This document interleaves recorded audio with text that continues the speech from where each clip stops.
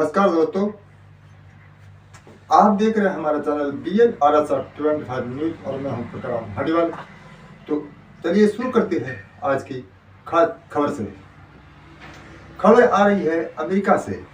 जी हां, अमेरिका के अंदर 104 भारतीयों को अवैध भारतीय घोषित करते हुए यानी बिना डॉक्यूमेंट के घोषित करते हुए ट्रंप सरकार ने बाहर कर दिया और यहाँ तक उन्होंने एक सैन्य विमान के द्वारा भारत के अंदर लैंडिंग भी करवा दिया गया। अब सवाल ये उठता है कि आखिरकार भारतीयों पर ट्रंप सरकार को ये शंका कैसे हुई। क्या ट्रंप सरकार ने उन भारतीयों का वहां के जो बैंक अकाउंट बने, उनका बिजनेस बना है, उनके जो संपन्न साधन बने हैं, उनका आखिर क्या होगा। सवाल ये उठ रहा है कि अमेरिका की ये दोगली नीति सदा ही उजागर होती रही है और इसी के बारे में हम आपको बता दें कि अमेरिका की ये नीतियों की वजह से अरब देश जो इनके कभी पिछलग्गू हुआ करता था, उसी का परिणाम आज अरब में फैली यानी युद्ध की आग, इसी का एक जीता जागता सबूत है। उदाहरण के तौर पर बता दें कि अमेरिका ने हमेशा कभी दोस्ती को तवज्जो नहीं दिया, बल्कि उसने अपने स्वार्थ को ही तवज्जो दिया है। अब देख लीजिए पिछले कार्यकाल के अंदर ट्रंप ने अपने वहां भारतीयों का यानी वोट लेने के लिए मोदी को वहां मैदान में उतारा, चुनाव प्रचार करवाया और ट्रंप कहते हैं कि मोदी उनका सबसे प्रिय दोस्त है। तो क्या ट्रंप की नजरों में मात्र सिर्फ मोदी है कि अन्य भारतीय नहीं है? ये भी एक सबसे बड़ा सवाल है। इसी मुद्दे पर आज संसद में भी बहस हो रही है।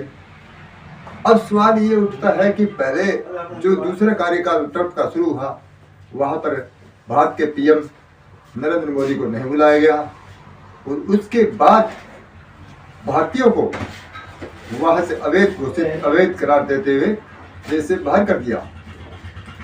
तो इसका मतलब तो ये हुआ कि बांग्लादेश हो या भारत हो या पाकिस्तान हो, ट्रंप सरकार यानी अमेरिकियों के नजरों में ये सिर्फ एक ही थाली के वो टट्टू मानते हैं। टट्टू का मतलब समझते हैं आप? ये अपने स्वार्थ के लिए कुछ भी कर सकते हैं, उसको उपयोग करना। ट्रंप की नीति क्या रही, जो बाइडेन की नीति क्या रही, बिन रशिया को छोड़े और भारत अमेरिका के प्रेशर में काम करे। लेकिन वर्तमान मोदी सरकार ने यह मंजूर नहीं किया, क्योंकि जैसे अमेरिका अपने देश के लिए, अपने स्वार्थ के लिए सब कुछ करता है, अपने फायदे के लिए कर रहा है, मोदी सरकार भी उसी के नक्शे कदम पर चल रही है। मोदी सरकार का एक ही लक्ष्य है कि ज्यादा से ज्यादा लड़ाई झगड़ों से बचा जाए, देश को विकसित बनाया जाए, तभी हमारा भारतवर्ष विश्व गुरु कहलाएगा।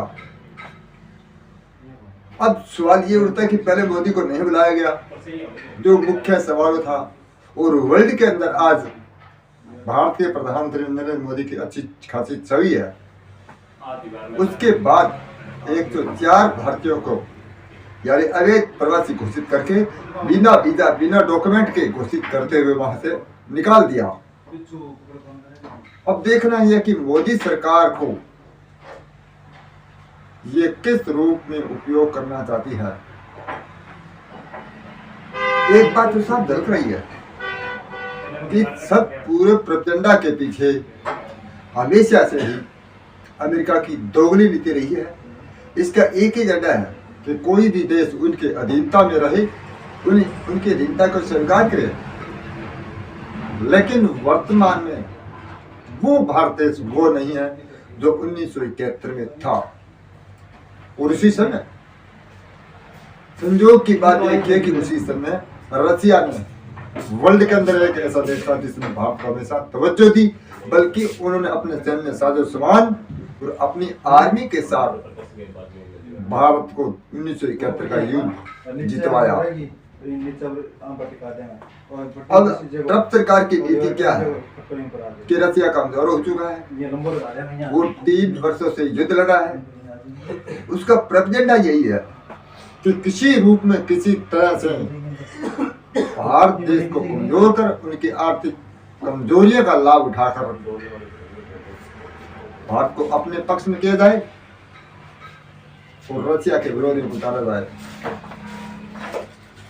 लेकिन 2014 से लेकर आज तक मोदी सरकार ने जो फैसले की है, देश हित में जो फैसले की है,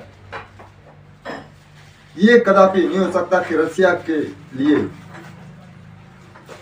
भारत रसिया के साथ गद्दारी करेगा, कदापि नहीं करेगा। वह अमेरिका की तो ये नीति सदाई रही है, उनका ये रवैया रहा है कि भारतीयों को यूज किया जाए और उसके बाद उनके साथ दगाबाजी की जाए। लेकिन एक बात साफ झलक रही है, जिस तरह से ये 2 कदम अमेरिका ने उठाए हैं, भविष्य में ये मान लीजिए कि ये सबसे ज्यादा भारतीयों के लिए नहीं बल्कि अमेरिका के लिए सबसे बड़े घातक होंगे, जिसका प्रमाण ये होगा कि अमेरिका अपने फायदे के लिए कुछ भी कर सकता है। पाकिस्तान को मोहरा बना सकता है, बांग्लादेश को मोहरा बना सकता है। ये दोनों मोहरे आपके सामने प्रमाण में हैं। पूर्व काल में अमेरिका की शहर पर जो भारत के अंदर गैर कानूनी गतिविधियां चलाई थी, उसमें पूरा रोल अमेरिका का रहा है। और ये पूरे वर्ल्ड को पता है। वो पिछले कार्यकाल जो बाइडेन के कार्यकाल में यही प्रवृत्ति फिर चलाया गया ताकि वहां के एक छोटा सा टापू लेकर अपना सैन्य अड्डा बनाया जा सके। अब देखना है कि आखिर रसिया भी इस बात को अच्छी तरह जानता है।